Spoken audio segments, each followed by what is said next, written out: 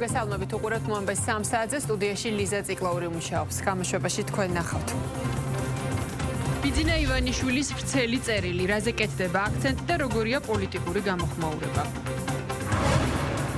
3 დღე არჩევნებამდე, ვის რა გეგმა აქვს მოლოდინი ქვეყანაში.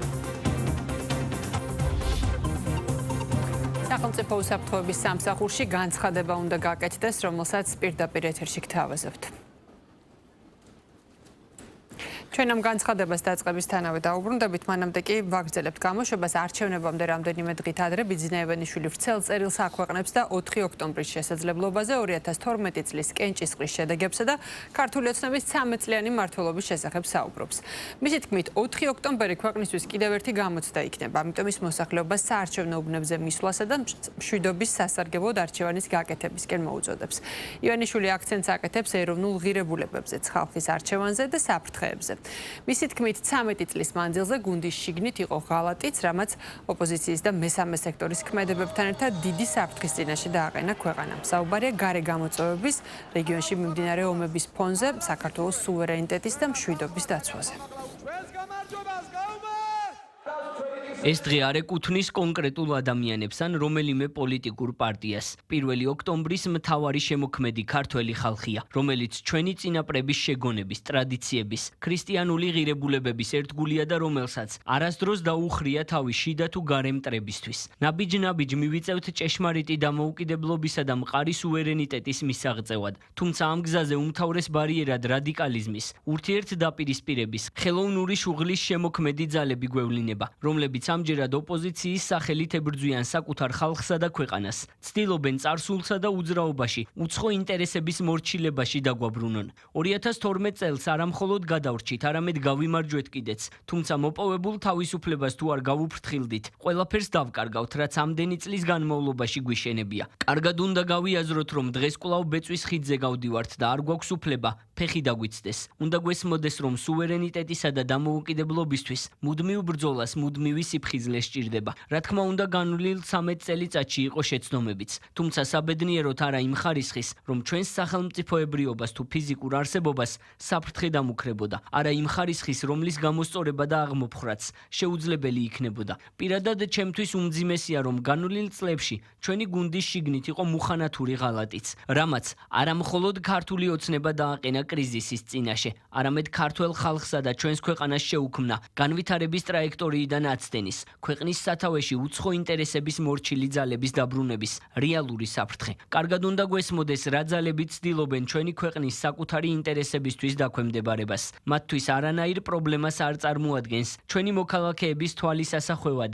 ერთი ცნობადი სახის სხვა ადამიანით, ერთი პარტიის სხვა პარტიით, ან თუნდაც ერთი ტელევიზიის სხვა ტელევიზიით ჩანაცვლება. მათ შეუძლიათ საქართველოს წინააღმდეგ მოქმედი ახალ-ახალი უცხოელი პოლიტიკოსები, ეგრეთ წოდებული გავლენიანი ექსპერტები გამოიყვანონ სცენაზე, რომლებიც სიცრუეში უკვე მხილებულ მსგავსი რანგის ადამიანებს ჩაანაცვლებენ. თუმცა უჭირთ გააზრება, რომ ვეღარ მოგვატყუებენ. დღეს ჩვენი საზოგადოება გულისყურით უსმენს იდეებსა და აზრებს, ხოლო ანალიზის საფუძველზე ლოგიკურ დასკვნებს აკეთებს. რაც მთავარია ქართველი ხალხისთვის, ავტორიტეტს არა კონკრეტული სახელები და გვარები, რეგალიები ან ხელოვნურად შექმნილი გავლენიანი პოლიტიკოსები, არამედ სიმართლე წარმოადგენს. და მაინც, გასული 13 წლის განმავლობაში ქართული ოცნების მთავარი მონაპოვარი არის ის, რომ გუნდმა ისწავლა მოვლენებისა და ფაქტების სწორად შეფასების უნარი. ამასთანავე უდიდესი მონაპოვარია ისიც, რომ საზოგადოება ჩვენთან ერთად გაიზარდა და თავადაც შესანიშნავად ახერხებს სწორი ანალიზის გაკეთებას, რათა ყველაფერს ერქვას თავისი სახელი. ჩვენი ერთიანობის, 1 ოქტომბრის იდეალების, განვლილი წლების მონაპოვარისა და მიღწევების დაცვის თვალსაზრისით კიდევ ერთი გამოცდა გველოდება 4 ოქტომბერს. მოახლოვებულ ადგილობრივი თვითმმართველობის არჩევნებში ნიღაბ ჩამოხსნილი შიდა და გარე მტრები არეულობის, სახელმწიფო გადატრიალებისა და საკუთარი მიზნების განხორციელების კიდევ ერთ შესაძლებლობას ხედავენ. 4 ოქტომბერს გვაქვს შანსი კიდევ ერთხელ დავანახოთ ყველას, რომ ჩვენი ბრძოლა დღეს საარჩევნო უბნებზე მისვლა და თავისუფალი არჩევანის გაკეთებაზე, მშვიდობისა და სტაბილურობის შენარჩუნებაზე გადის. გვაქვს შესაძლებლობა 2012 წელს მოპოვებული მშვიდობი მშვიდობიანი გამარჯვება საბოლოოდ. მშვიდობიანადვე გავაფორმოთ. რადიკალიზმი და ურთიერთდაპირისპირება გუშინდელ დღედ ვაქციოთ. შემდეგ კი მეტი განვითარებისა და კეთილდღეობისთვის, სიღარიბის საბოლოოდ დაძლევისთვის, სუვერენიტეტის გამყარებისა და ქვეყნის მშვიდობიანად გამთლიანებისთვის ვიბრძოლოთ. გაუმარჯოს ერთიან ქართველ ხალხს, გაუმარჯოს გაერთიანებულ საქართველოს. სახელმწიფო უსაფრთხოების სამსახურის უფროსის მოადგილე მართავს ბრიფინგს, რომელსაც ჩვენ ახლა ველოდებით კადრში ხედავთ. გვაქვს ინფორმაცია, რომ უნდა დაიწყოს რამდენიმე წუთში ეს ბრიფინგი და გაკეთდება განცხადება. სახელმწიფო უსაფრთხოების სამსახურში. ვიცით, რომ მამუკა დინარაძის პირველი მოადგილე აკეთებს განცხადებას.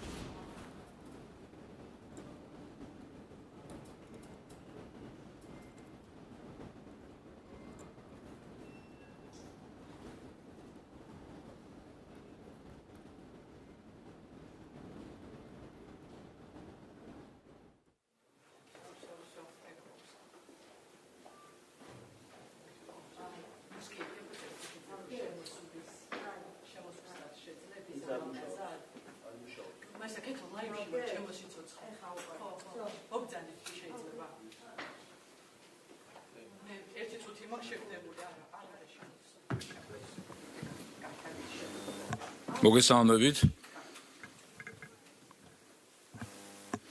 სახელმწიფო უსაფრთხოების სამსახურის თანამშრომლობის მიერ რამოდენიმე წუთის წინ დაგავებულია პოლიტიკური პარტია ნაციონალური მოძრაობის და თბილისის საკერებულოს მოქმედი წევრი ზვიად კუპრავა. გამოძიების მასალების მიხედვით 2025 წლის 30 სექტემბერს ზვიად კუპრავა სოციალურ ქსელში განათავსა ვიდეო, სადაც მან მოქალაქეებს მოუწოდა 4 ოქტომბრის არჩევნების ჩაშლისა და სახელმწიფო ხელისუფლების გადატრიალებისკენ. აღნიშნული მოწოდების დანაშაულებრივი ბუნების შესანიღბად მან შესაბამისი პასუხისმგებლობის თავიდან არიდების მიზნით მან არჩევნები რუსულ სპეცოპერაციად, საარჩევნო უბანი სპეცოპერაციის პუნქტად, ხოლო სახელმწიფო ხელისუფლება ივანიშვილად მოიხსენია, რაც ბუნებრივია ვერ გამორიცხავს საქართველოს სისხლსამართლის კოდექსით გათვალისწინებული ქმედების დანაშაულებრივობას. ასევე კუპრავამ დაკავებისას ჩვენს წარმომადგენლებს გაუწია წინააღმდეგობა. შესაბამისად ზვიად კუპრავამ ჩაიდინა სისხლსამართლის კოდექსის 317, 353 მუხლებით გათვალისწინებული ქმედება, რაც სახელმწიფო ხელისუფლების დამხობისკენ საქვეყნო მოწოდებას და ხელისუფლების წარმომადგენლის მიმართ მისი საქმიანობის შეწყვეტის მიზნით წინააღმდეგობას გულისხმობს. საგულისხმოა, რომ ვიდეო მიმართვაში დანაშაულის ჩადის მოტივიც დაასახელა. ულტიმატუმი წაუყენა სახელმწიფო ხელისუფლებას, რომ პატიმრობიდან გათავისუფლდეს მჟავრდებული მიხეილ სააკაშვილი და მის მიერ პოლიტპატიმრებად მოხსენიებული სხვა ბრალდებულები თუ მჟავრდებულები. აღნიშნა საჭიროების ის ფაქტიც, რომ გარდა სახელმწიფო ხელისუფლების დამხობისკენ მოწოდებისა, ბრალდებული აანონსებდა სხვა დანაშაულის ჩადენასაც, რომელიც გათვალისწინებულია სისხლსამართლის კოდექსის 162 მუხლით, რაც ძალადობით ან ძალადობის მუქარით არჩევნებში ნების განხორციელებისთვის ხელის შეშლას გულისხმობს. სახელმწიფო უსაფრთხოების სამსახური ყურადღებით შეისწავლის ყველაზე მსგავს განცხადებას თუ დანაშაულებრივი მიზნით განხორციელებულ ქმედებას მათი სამართლებრივი შეფასებისა და შესაბამისი რეაგირების მიზნით. მადლობა ყურადღებისთვის. როგორც მოისმინეთ, ზვიად კუპრავა დააკავა სახელმწიფო უსაფრთხოების სამსახურმა, ნაციონალური მოძრაობის წევრი, მან გამოაქვეყნა 30 სექტემბერს სოციალურ ქსელში განცხადება, სადაც არჩევნების ჩაშლის და ასევე სახელმწიფო გადატრიალების მოწოდებით მიმართა საზოგადოებას. თქვენ მოისმინეთ ასევე განცხადება იმის შესახებ, რომ დაკავების დროს მან წინააღმდეგობა გაუწია სამართალდამცავებს, შესაბამისად საქმე აღძრულია აღნიშნული მუხლებით. ვაგრძელებთ ახლა გამოშვებას ბიძინა ივანიშვილის ვრცელ წერილს, რომელიც დილიდან გამოქვეყნდა, გამოეხმაურნენ პოლიტიკოსები, როგორია შეფასებები, შეგვიძლია მოვისმინოთ. მისი ბრძანებით დინარაძემ ლევან ხაბეიშვილი დააპატიმრა სწორედ 4 ოქტომბრის შიშით და კიდევ ერთხელ დადასტურდა ეს დღევანდელ მის განცხადებაში, რომ 4 ოქტომბერი არის მნიშვნელოვანი თარიღი, 4 ოქტომბერი ქართულმა საზოგადოებამ უნდა აჩვენოს გადააქციოს ქართველი ხალხის გამარჯვების, ივანიშვილის გამარჯვების კი არა, ქართველი ხალხის გამარჯვების დღე. ამიტომ 100,000-ობით ადამიანი უნდა გამოვიდეთ და დავასრულოთ აი 13 წლიანი სრულ რუსული მმართველობა. რუსეთს წარმოადგენს ბიძინა ივანიშვილი და თვითონ გახდა 13 წლის თავზე, შეიძლება ყოველთვის იყო, მაგრამ ხილულად ხო პოლიტიკურ თვალსაზრისით თვითონ გახდა 13 წლის თავზე ყველაზე ნათელი სახეხატი, ყველაზე კარგად აღმწერი სახეხატი იმისა თუ რასაც ქვია რუსული ექსპანსია საქართველოში, ეს ექსპანსია რომელიც 200 წელი გრძელდება, მაგრამ 200-ვე წელია ქართული ხალხი ყოველთვის სწორად პასუხობს ამ რუსულ ექსპანსიას. ესე იქნება ეხაც. ეს წერილი რაც გამოქვეყნა ბიძინა ივანიშვილმა, ეს არ არის ქართული ხალხისთვის, ეს არის იმ გუნდის წევრებისთვის, რომელიც თითო-თითო ტყავს შემორჩენილი მის გუნდში, იმიტომ რომ 2012 წლის იდეიდან არც ადამიანი აღარ დარჩა ქართულ ოცნებაში და არც იდეა აღარ დარჩა. ქართული ოცნებისგან დარჩა მხოლოდ სახელი, ფული და ძალაუფლება, რაც მას დღეს ძალიან ძლავრად აქვს. ადამიანები, ვინც რეალურად იბრძოდნენ ძალადობის წინააღმდეგ 12 წლის წინ, ის ადამიანები დღესაც იბრძვიან. მაშინ, როდესაც ქართულმა ხალხმა ჩამოაცილა ხელისუფლებას ნაცმოძრაობის მარიონეტული რეჟიმი, მაშინ როგორ გადაეფარა მას მისი გარე მფარველები სააკაშვილის რეჟიმს, რომ არ ახსულებულიყო მართლმსაჯულება. უკრაინა-რუსეთის ომის დროს, როდესაც შევხედეთ, რომ არავის ევროკავშირში, არავის ბრიუსელში ჩვენი ინტერესები არ ადარდებდა. ყველამ გაგვწირა მაშინ ჩვენ რუსეთთან ესკალაციისთვის საქართველოს მაგალითზე ხედავთ, როგორ უხეშად არღვევენ საერთაშორისო წესებს, ვენის კონვენციას, საერთაშორისო ხელშეკრულებებს ევროკავშირის წევრი ქვეყნები საქართველოს მიმართ. ამიტომ ეს არის მთავარი გაკვეთილი, რაც ქართულმა ხალხმა მიიღო ამ 13 წლის განმავლობაში, რომ როდესაც თუ კი გინდა იყო დამოუკიდებელი და სუვერენული, ამისთვის უნდა იყო მზად, რომ გაუძლო ზეწოლებს, რომელიც მოდის თავის დამოუკიდებლობა და თავისუფლება არც საბჭოთა კავშირს უჩუქებია ჩვენთვის, მოვიპოვეთ და არც სხვა მიმართულებიდან არავინ გვაჩუქებს ამას. ყველას ენდომება ყოველთვის და ამას ხედავ ჩვენ დღესაც, რომ არის სურვილი, რომ მოგძიძგნონ ჩვენი სუვერენიტეტის ნაწილი და ჩვენი მთავარი ამოცანა არის, რომ არ დავთმოთ ჩვენი სუვერენიტეტი და დამოუკიდებლობა. ქვეყანას ებრძვის ტერი, რომელიც ანგარიშგასაწევია გლობალური ომის პარტია მამხედველობაში, ამას ებრძვის არა მხოლოდ ჩვენი ხელისუფლება, ამერიკის შეერთებული შტატების პრეზიდენტი და რა თქმა უნდა ეს ერთ-ერთი მნიშვნელოვანი გამოწვევა. ნახეთ, რა პროცესები გამოიარა ქვეყანამ. თუნდაც 2012 წლიდან მოყოლებული დღემდე მოვედით, რა პროცესები გავიარეთ. დანის პირზე მოგვიწია სიარული, როგორც იტყვიან, უამრავი გამოწვევა, უამრავი პრობლემა, თუმცა მიუხედავად ამ ყველაფრისა, ჩვენი მტკიცე და პრაგმატული პოლიტიკით ქვეყანაში შევინარჩუნეთ მშვიდობა. თითქმის 3 დღე რჩება თვითმმართველობის არჩევნებამდე. ხელისუფლების ოპონენტების ნაწილი ისევ მშვიდობიანი დამხობის გეგმაზე საუბრობს. მოწოდებების მიხედვით მოძრაობა ჯგუფება დედაქალაქის მასშტაბით უნდა დაიწყოს და გამოიყენონ შურდული და ვაზელინი ვიდეო სამეთვალყურეო კამერების მუშაობის შესაფერხებლად. ოპოზიციის მეორე ნაწილი ქართული ოცნების დამარცხებას აპირებს არჩევნების გზით და რადიკალურ გეგმებს ემიჯნება. დაგეგმილ პროტესტს სკეპტიკურად უყურებს გირჩი. შეფასებები კეთდება ასევე მართულ გუნდშიც, სადაც გამარჯვებაში არიან დარწმუნებულები და ასევე აცხადებენ, რომ ნებისმიერ კანონდარღვევას ექნება რეაგირება. ჩვენთვის 4 ოქტომბერი არის არჩევნების დღე. ჩვენ ვიქნებით საარჩევნო უბნებზე. საერთოდ ვერ ვიზიარებთ პათოს, რა არის მშვიდობიანი რევოლუცია, ან მშვიდობიანი დამხობა და ჩვენ ღრმად გვწამს, რომ რადიკალიზება, სიტუაციის დაძაბვა ყველაზე მეტად დღეს აწყობს ქართულ ოცნებას. ნებისმიერ რადიკალიზაციას ქართული ოცნება გამოიყენებს კიდევ ერთხელ სუვერენიტეტის განსამტკიცებლად და გამოიყენებს მისი გავლენების და ავტორიტარიზმის განსამტკიცებლად. ნაციონალური მოძრაობა უერთდება ბატონი პაატა ბურჯულაძისა და მოძრაობა რუსთაველის გამზირის მიერ დაანონსებულ და ორგანიზებულ აქციას. ყველაფერი უნდა გავაკეთოთ იმისათვის, რომ ამ მოღალატეთა და კრიმინალთა რეჟიმს არ გამოუვიდეს მისთვის რაღაცა სიტუაციის შელამაზება და ეგრეთ წოდებული არჩევნების, ანუ რეალურად სპეცოპერაციის ჩატარება. ეს იქნება, რა თქმა უნდა, მშვიდობიანი, არაძალადობრივი აქცია, მაგრამ როდესაც ქართველი ხალხი ერთმუშტად არის შეკრული, ორგანიზებული და ძალიან ბევრი, ჩვენ დარწმუნებულები ვართ, რომ ამან შეგვიძლია და შეიძლება მოიტანოს ის სასურველი შედეგი, რასაც ქვია საქართველოს მოღალატეთა და კრიმინალთა რუსული ბანდისგან გათავისუფლება. 4 ოქტომბერს საღამოს დავიწყებ დათვლას, რამდენი ახალი საკრებულოს წევრი ყავს რომელ რეგიონში და იმის შემდეგ რაც საბოლოო შედეგები გეცოდინება, მივუდგები იმის დაგეგმას, თუ როგორ დავაორგანიზოთ ჩვენი საკრებულოს წევრების ეფექტიანი მუშაობა.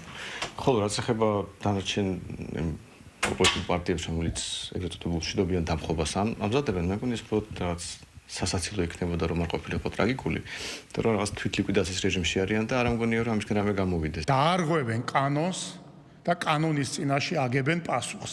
არანაირი რიტორიკა, არანაირი უცხოეთიდან მხარდაჭერი განცხადებები, არანაირი აქ Facebook-ში ტირილი და ყვირილი არ უშველით. ეს არის კატასტროფა, რასაც დასავლეთის გარკვეული წრეების მხარდაჭერით ისინი ფიქრობენ, რომ საქართველოში არჩევნები არ უნდა ჩატარდეს. ეს არის კატასტროფა და პასუხისგებლობა ამაზე დაეკისრება ყველას, მორალურიც, პოლიტიკურიც და სისხლის სამართლებრივიც. აი ეს არის 2x2 4. მანიფესტაციის ჩატარება თუ უნდათ, ატარონ რამდენიც უნდათ. ეს არის ფენომენი სწორედ იმისა, რასაც ამერიკის შეერთებულმა შტატებმა ამაზე 10-ჯერ და 20-ჯერ უფრო ნაკლებ მოვლენებს უწოდა შიდა ტერორიზმი. ეს არის შიდა ტერორიზმის გამოგვლინება, რომელიც მიმართული არის დემოკრატიის წინააღმდეგ, მოქალაქეების წინააღმდეგ და სახელმწიფოს წინააღმდეგ. პასუხი შესაბამისად იქნება. არაფერი არ მოხდება. 4 ოქტომბერს ჩვენ ვიზეიმებთ გამარჯვებას, როგორც დედაქალაქში, ასევე მთელი ქვეყნის მასშტაბით. არანაირი რევოლუცია, არანაირი, დამხობა, არაფერი იქნება მშვიდობა. თუ კი ვინმეს აქვს სურვილი გამოცადოს სახელმწიფოს ძალა, ეს მისი უფლება და მისი ნება. აბა, გაბედონ და გადადგან კანონსაწინააღმდეგო ნაბიჯები და იგრძნობენ ყველაფერს. დაგეგმილ არჩევნებთან დაკავშირებით ისაუბრა პარლამენტის თავმჯდომარემ ბიუროს დღევანდელ სხდომაზე და განაცხადა, რომ ძალადობის წაქეზების დაფინანსების მიმართ საქართველო არ იქნება საექსპერიმენტო ტერიტორია და ნებისმიერ კანონდარღვევას მოჰყვება პასუხისმგებლობა. მან შესაძლო პროვოკაციებსა და ოპოზიციის მცდელობებზეც გაამახვილა ყურადღება. მუნიციპალიტეტებში დაანონსებული აქვთ არჩევნების პარალელურად ძალადობა, მათ სურთ რომ ხელი შეუშალონ საქართველოს მოქალაქეებს საკუთარი ნების გამოვლენაში. სკანდალურია, რომ ამ ძალადობრივ და წინასწარ დაანონსებულ სისხლის სამართლის დანაჩაულს და ძალადობას ევროკომისიის პრეს-სპიკერმა სოლიდარობის სიტყვებით გამოაცხადა, რაც თავისთავად უკვე გულისხმობს პასუხისმგებლობის გაზიარებას ნებისმიერ ძალადობაზე, რომელიც ნაციონალური მოძრაობის მიერ ორგანიზებულ ღონისძიებაზე მოხდება, ამიტომ მნიშვნელოვანია, რომ მათ შორის ბიუროს სხდომის ფარგლებში მინდა ეს დავაფიქსირო, რომ ვერავინ ვერ გაიქცევა პოლიტიკურ პასუხისმგებლობას და მხილებას, საჯარო მხილებას, თუკი ერთი ფაქტიც იქნება ძალადობის. ის შეცდომა, რაც დაუშვა ზოგიერთმა 2024 წელს, როდესაც იმედი ჰქონდათ, რომ ზოგიერთს როგორც ჩანს, რომ აქ ისე არევდნენ არჩევნების შემდეგ სიტუაციას, რომ მაინც საკუთარ სატელიტებს მოიყვანდნენ ხელისუფლებაში, ნახეს, რომ ქართულმა ხალხმა ამ ყველა ის იმედი გადაუწურა ყველა იმ უცხო ძალას, რომელიც ცდილობს მარიონეტული რეჟიმის დასმას საქართველოში და ჩემი მოწოდება იქნება, რომ იგივე შეცდომა არ გაიმეორონ 4 ოქტომბერს თუ 5 ოქტომბერს დახედონ შედეგებს, ერთი წუთი დაფიქრდნენ, რას ნიშნავს ხალხის არჩევანი დემოკრატია და სუვერენიტეტი და პატივისცემ ქართული ხალხის არჩევანს და დარწმუნებული ვარ, რომ ასეც იქნება, ამიტომ მინდა კიდევ ერთხელ ყველას, ვინც ამ დემოკრატიულ პროცესში ჩართული ხართ, მადლობა გადაგიხადოთ და ამ უჩვენებას კი მიმართო, რომ საკუთარ მუნიციპალიტეტებში მხარი დაუჭირონ იმ ადამიანებს, რომლებიც ფიქრობენ, რომ ისინი საუკეთესოდ მოემსახურებიან მუნიციპალიტეტის მიზნებს. პარლამენტი 2026 წლის სახელმწიფო ბიუჯეტის პროექტის განხილვას მომავალი კვირიდან დაიწყებს. ხარჯვითი ნაწილი ჯამურად 35 მილიარდ 5 მილიონ ლარს შეადგენს. ჯანდაცვა და სოციალური დაცვის პროგრამებისთვის დაფინანსება გაზრდილია 800 მილიონ ლარზე მეტით. პროექტის მიხედვით 70 წლამდე პირთა პენსია 20 ლარით იზრდება და 370 ლარით განისაზღვრება, მაღალმთიან დასახლებებში კი 454 ლარით. რაც შეეხება 70 წლის და მეტი ასაკის პენსიონერებს, მათთვის პენსიის გაზრდა 45 ლარით არის დაგეგმილი და 495 ლარს მიაღწევს, რაც შეეხება მაღალმთიან დასახლებებს, იქ 594 ლარი იქნება. პროექტის მიხედვით გათვალისწინებულია მკვეთრად გამოხატული და 18 წლამდე შშმ პირების სოციალური გასაცემლის ზრდა 45 ლარით, ხოლო დანარჩენი კატეგორიისთვის 20 ლარით. მომავალი წლის ბიუჯეტი პარლამენტმა წლის ბოლომდე უნდა დაამტკიცოს. ეკონომიკური მაჩვენებლები, რაც მნიშვნელოვანია ქვეყნისთვის, არის ერთ-ერთი საუკეთესო ევროპაში და სამეზობლოში და ვინარჩუნებთ ამ ხრივ პირველობას. რა მაქვს ხედულობაში?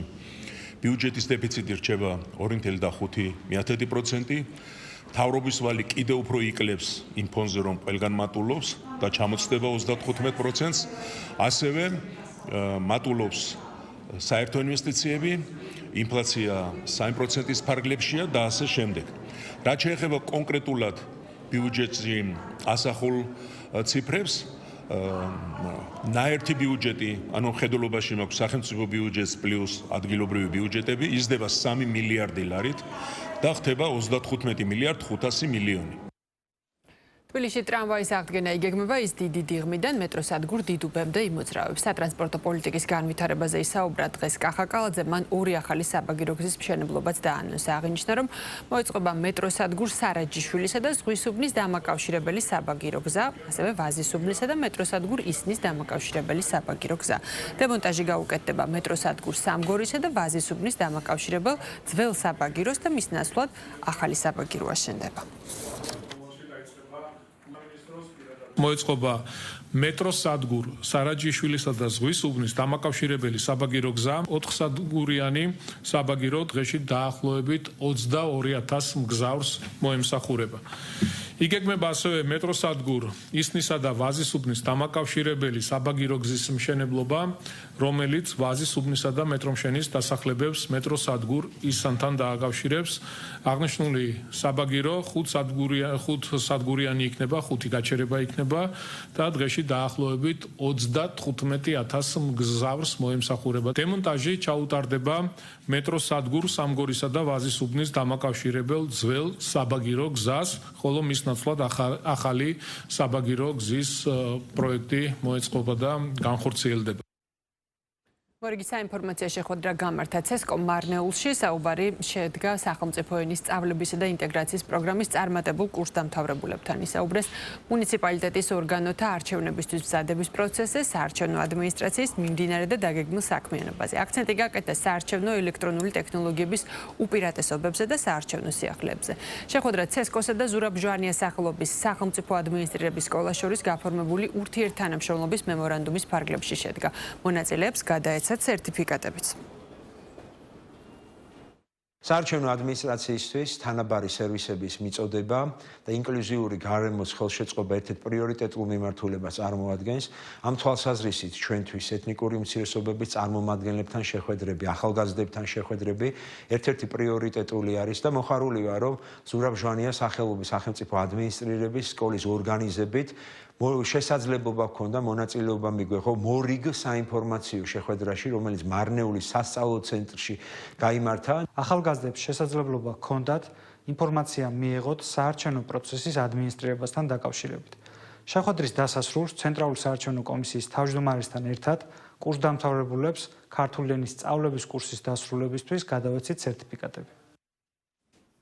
თბილისში საპარკინგე ადგილების შესახებ ისაუბრა პარტია თავისუფალი საქართველოს თბილისის მერობის კანდიდატმა კახა კუკავამ. აქცენტი ფასიან და უფასო ავტოსადგომებზე გააკეთა. მისი თქმით, პრიორიტეტი უნდა იყოს ახალი ადგილების გამოყოფა ავტომობილებისთვის, რათა არსებული პრობლემა მოგვარდეს. მანამდე კი პარკირებისთვის გამოწერილი ყველა ჯარიმა უნდა ამნისტირდეს.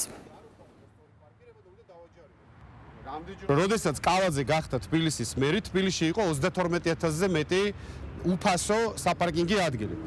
2023 წლის 1 აგვისტოს მდგომარეობით თბილისში დარჩა 27000 საპარკინგი ადგილი, ანუ 5000-ზე მეტი საპარკინგი ადგილი მერიამ გაყიდა. მერია ერთის მხრივ ყიდის საპარკინგი ადგილებს და გასცემს შეებლობის ნებართვებს და რაც განსაკუთრებული უტიფრობა არის, პარალელურად ამკაცრებს ჯარიმებს არასწორი პარკირებით. ჩვენი პრიორიტეტი ერთ-ერთი იქნება არჩევნების შემდეგ, რომ თბილისში რაც კი დარჩა თავისუფალი ტერიტორია, ეს უნდა მოხმარდეს საპარკინგის სივრცეების შექმნას. საქართველოს პრემიერ-მინისტრი დანიაში იწყებს ვიზიტს. ირაკლი კობახიძე ევროპული პოლიტიკური გაერთიანების სამით დაესწრება, რომელიც 2 ოქტომბერს კოპენჰაგენში გაიმართება. საქართველოს მთავრობის მეთაური მონაწილეობას მიიღებს პანელურ დისკუსიაში. მთავარი თემა ეკონომიკური მიმართულება, თუმცა კობახიძის თქმით, გარდა წამყვანი საკითხებისა, ის აქცენტს ქვეყნის ეროვნულ ინტერესებზეც გააკეთებს. აღნიშნულ სამიტზე პრემიერი სიტყვით გამოვალ მაგიდის ფორმატში და ისაუბრებს ეკონომიკურ გამოწვევებზე, რომლებიც დღეს ევროპაში არის, იმ დამოკიდებულებებზე, რომელიც ევროპის ეკონომიკას აქვს ამ მომენტში. ასაკურველი ასევე საუბარი იქნება საქართველოს ეკონომიკაზე, რომელსაც აქვს რეგიონში ყველაზე დიდი ზრდა, უკვე ბოლო 2 წელი არის. ასევე შეხვედრების შესაძლებლობა იქნება ლიდერებთან. IPC სამიტი იძლევა ამის საშუალებას, რომ მაქსიმალურად არაფორმალურ გარემოში მოხდეს ლიდერების შორის ურთიერთობა, კონტაქტი და გარკვეული საკითხების განხილვა. ასევე პრემიერი შეუერთდება საფრანგეთის ინიციატივას ანტინარკოტიკული კოალიციის შექმნასთან დაკავშირებით. ამერიკის მთავრობის მუშაობის დროებითი შეჩერების გამო 750,000-მდე ფედერალურ თანამშრომელს შესაძლოა შვებულებაში გასვლა ან უხელფასო მუშაობა მოუწიოს. ისეთი სამსახურები, როგორიცაა სამხედრო დაწესებულებები, საიმიგრაციო სამსახური და საჰაერო მიმოსვლის დისპეჩერები, გააგრძელებენ მუშაობას, თუმცა სხვა სერვისები შესაძლოა შეჩერდეს ან შეფერხდეს. რაც შეეხება სოციალური ჯანდაცვის პროგრამებს, მათი მუშაობა გააგრძელდება, თუმცა პერსონალის ნაკლებობის გამო შესაძლოა მომსახურების გარკვეული შეფერხებებიც გამოიწვიოს. მიუხედავად იმისა, რომ აეროპორტები, მათ შორის საჰაერო მიმოსვლის დისპეჩერები მუშაობას აგრძელებენ, იქ დასაქმებულ ადამიანებს ხელფასებს არ გადაუხდიან, რის გამოც შესაძლოა, რომ პერსონალს პრობლემები შეექმნას. ეს ნიშნავს, რომ ფრენების გადადება და გაუქმება გახშირდება. ფედერალური მთავრობის დაფინანსების კანონპროექტს სენატში მხარი 55 სენატორმა დაუჭირა, მისაღებად კი 60 ხმა იყო საჭირო. შესაბამისად, ეგრეთ წოდებული შატდაუნის თავიდან აცილება ვერ მოხერხდა. მანამდე დონალდ ტრამპმა განაცხადა, რომ ეგრეთ წოდებული შატდაუნის შემთხვევაში კიდევ უფრო მეტ ფედერალურ მოხელეს გაათავისუფლებს. ამერიკის წარმომადგენელთა პალატის სპიკერმა კი ეგრეთ წოდებულ შატდაუნზე პასუხისმგებლობა დააკისრა დემოკრატებს. ჩაკ შუმერმა გადაწყვიტა ახლავე დახუროს მთავრობა. ეს ეწინააღმდეგება ყველაფერს, რაც მან მთელი თავისი კარიერის განმავლობაში განაცხადა. ჩვენ 90-იან წლების შუა პერიოდიდან მოყოლებული მასთან ერთად ყველაზე დაზარალებულ შტატს ვმართავთ. ის ამბობდა, რომ მთავრობის დახურვა საშიში, კატასტროფული და უპასუხისმგებლო საქციელი იყო. ახლა კი აზრი შეიცვალა და ყველამ იცის რატომ. ეს ყველამ ზუსტად იცით. ის საკუთარ პოლიტიკურ მომავალზე ღელავს. ის იღებს ეგოისტურ გადაწყვეტილებას დახუროს მთავრობა, რათა საკუთარი თავისთვის რაიმე სახის პოლიტიკური საფარი მოიპოვოს.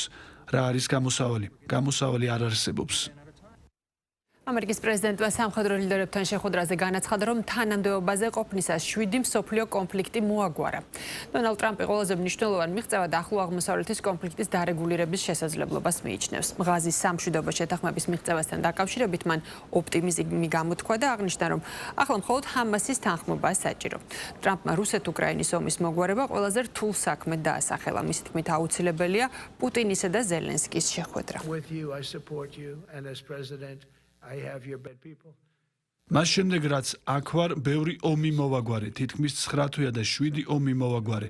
პაკისტან-ინდოეთს შორის ძალიან დიდი ომი იყო, ორივე ბირთვული სახელმწიფოა. მე ეს მოვაგვარე. რუსეთ-უკრაინის ომის მოგვარება ვფიქრობდი, რომ ყველაზე ადვილი იქნებოდა, რადგან პუტინს კარგად ვიცნობ, მაგრამ ეს ყველაზე რთული აღმოჩნდა. აუცილებელია ვლადიმერ პუტინის და ვოლოდიმირ ზელენსკის შეხვედრა და შეთანხმება. უკრაინაში კი ომი გრძელდება. რუსეთის მიერ ქალაქ დნიპროზე მიტანილი ერიშის შედეგად 1 ადამიანი დაიღუპა, 28 დაშავდა. დაშავებულებს შორის არის 10 წლის ბიჭი და 17 წლის გოგონა. დრონების ერიშის შედეგად რამდენიმე ადგილზე ხანძარიც გაჩნდა. თავდასხმისას ასევე დაზიანდა სამედიცინო დაწესებულებები, საცხოვრებელი და საოფისე შენობები. ღამით რუსეთმა ხარკოვი ბალისტიკური რაკეტებით დამბომბა, დაშავებულია 6 ადამიანი. დაზიანებულია საცხოვრებელი შენობები. რაც შეეხება ზაპოროჟიეს ატომურ ელექტროსადგურზე არსებულ ვითარებას, ტერიტორიაზე მდგომარეობა ომის დაწყების შემდეგ ყველაზე კრიტიკულია. ზაპოროჟიეს ატომურ ელექტროსადგურზე არსებული მდგომარეობა კრიტიკულია. გარე ელექტროგადამცემი ხაზების გაწყვეტიდან 7 დღის შემდეგ საგანგებო ენერგომომარაგების ერთ-ერთი დიზელის გენერატორი აღარ ფუნქციონირებს. ზაპოროჟიეს ელექტროსადგურზე ასეთი საგანგებო სიტუაცია აქამდე არასდროს ყოფილა. მდგომარეობა კრიტიკულია. რუსულმა დაბომბვამ ელექტროსადგური ელექტროენერგიის ქსელიდან გათიშა. ეს ისეთი რამაა, რაც აქამდე არასდროს მომხდარა. დაუბრუნდეთ ისევ საქართველოს ლევან ჯანგველაძის შეკვეთით ანგარებით ჩადენ მკვლელობაში ბრალდებულ გელა უძილაურის პროცესზე ბრალდების მოწმეები დაიკითხნენ, მათ შორის ძებნაში მყოფი გიორგი ჯოხაძის მეუღლე ელენე ძაძუა. მისი ინფორმაციით უძილაური დაცვად მუშაობდა, თუმცა შემდეგ უკრაინაში წავიდა და აღარ უნახავს. ჯოხაძის საქმიანობასთან და ქვეყნიდან წასვლასთან დაკავშირებით კი მისი თქმით ინფორმაცია არ აქვს. დღესვე დაიკითხა პოლიციელი და ერთ-ერთი ბრალდებულის მამუკა ბაღდავაძის ძმა, შეგახსენებთ ლევან ჯანგველაძე 14 მარტს ჭავჭავაძეზე მოკლეს. ანგარებით შეკვეთით მკვლელობის ბრალდებით დაკავებულია გელა უძილაური.